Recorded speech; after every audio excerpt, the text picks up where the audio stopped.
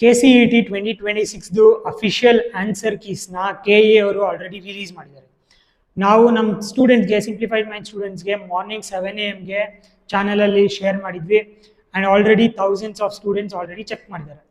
ನೀವು ಇನ್ನೂ ಚೆಕ್ ಮಾಡಿಲ್ಲ ಅಂದರೆ ಈ ವಿಡಿಯೋ ಅಲ್ಲಿ ಕಂಪ್ಲೀಟ್ ಡೀಟೇಲ್ಸ್ ನಿಮಗೆ ಸಿಗುತ್ತೆ. ಫಸ್ಟ್ ಸ್ಟೆಪ್ ಏನು ಅಂದರೆ, ನೀವು ಅಫಿಷಿಯಲ್ ಆನ್ಸರ್ ಕೀಸ್ನ ಲಿಂಕ್, ನಾನು ತೋರಿಸಿರೋ ಲಿಂಕಲ್ಲಿ ಈ ಥರ ಕ್ಲಿಕ್ ಮಾಡಿದ್ರೆ ನಿಮಗೆ physics, chemistry, maths, biology separate PDF release ಮಾಡಿದ್ದಾರೆ.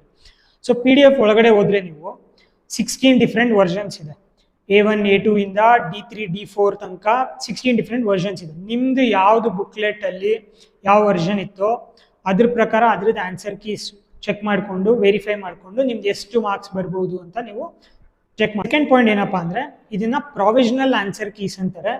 ರೀಸನ್ ಬೀಯಿಂಗ್, ಇನ್ ಕೇಸ್ ಇದರಲ್ಲೂ ಏನಾದ್ರು ಮಿಸ್ಟೇಕ್ಸ್ ಇದ್ದರೆ ಅದನ್ನು ನೀವು ಅವ್ರಿಗೆ ಇನ್ಫಾರ್ಮ್ ಮಾಡ್ಬೋದು. 30th ಟೈಮ್ ಇದೆ.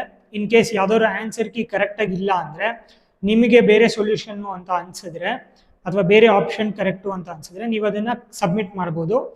ಅದು 30th ಆದಮೇಲೆ ತಿರ್ಗಾ ಅಫಿಷಿಯಲ್ಸ್ ಎಲ್ಲ ಅದನ್ನು ವೆರಿಫಿಕೇಶನ್ ಮಾಡಾದ್ಮೇಲೆ ಫೈನಲ್ ಆನ್ಸರ್ ಕೀಸ್ನ ರಿಲೀಸ್ ಮಾಡ್ತಾರೆ. ಅದು ಮೋಸ್ಟ್ಲಿ ಸೇಮ್ ಇರುತ್ತೆ. ಎಲ್ಲೋ ಒಂದೋ ಎರಡೋ ಏನಾದ್ರು ಮಿಸ್ಟೇಕ್ ಆಗಿದ್ರೆ ಅದು ಕರೆಕ್ಟ್ ಆಗುತ್ತೆ. ಅದಕ್ಕೆ ಇದನ್ನ ಪ್ರಾವಿಷನಲ್ ಆನ್ಸರ್ ಕೀಸ್ ಅಂತ. ಥರ್ಡ್ ಪಾಯಿಂಟ್ ಏನಂದ್ರೆ, ಇನ್ ಕೇಸ್ ಇನ್ನೂ ನಿಮ್ಗೆ ಏನಾದ್ರು KCET ಅಪ್ಲಿಕೇಶನ್ ಅಲ್ಲಿ ಎಡಿಟಿಂಗ್ ಮಾಡಬೇಕು ಅಂದ್ರೆ ಒನ್ ಲಾಸ್ಟ್ ಟೈಮ್ ನಿಮ್ಗೆ ಇನ್ನೂ ಆಪರ್ಚುನಿಟಿ ಇದೆ. ಲಿಂಕ್ ಅಲ್ಲಿ ತಿರ್ಗಾ ಓಪನ್ ಮಾಡಿ ಎಡಿಟ್ ಮಾಡ್ಬೋದು. ಬಟ್ ಯಾರು ಮಾಡಿ ಅಂದ್ರೆ, ಇನ್ ಕೇಸ್ ನಿಮ್ದು ಡಾಕ್ಯುಮೆಂಟ್ ಸಬ್ಮಿಟ್ ಆಗಿಲ್ಲ, ID ನಂಬರ್ ವೆರಿಫಿಕೇಶನ್ ಆಗಿಲ್ಲ ಅನ್ನೋರು ಮಾತ್ರ ಎಡಿಟ್ ಮಾಡಿ. ಎಲ್ಲ ಆಗಿದ್ದವರು ಏನಕ್ಕೂ ಓಪನ್ ಮಾಡಕ್ಕೆ ಹೋಗ್ಬೇಡಿ. ಇನ್ ಕೇಸ್ ಏನಾದ್ರು ಇನ್ನೂ ಪೆಂಡಿಂಗ್ ಇದ್ರೆ ನಿಮಗೆ ಲಾಸ್ಟ್ ಆಪ್ಷನ್ ಕೊಟ್ಟಿದ್ದಾರೆ, so that you can edit. Okay, thank you.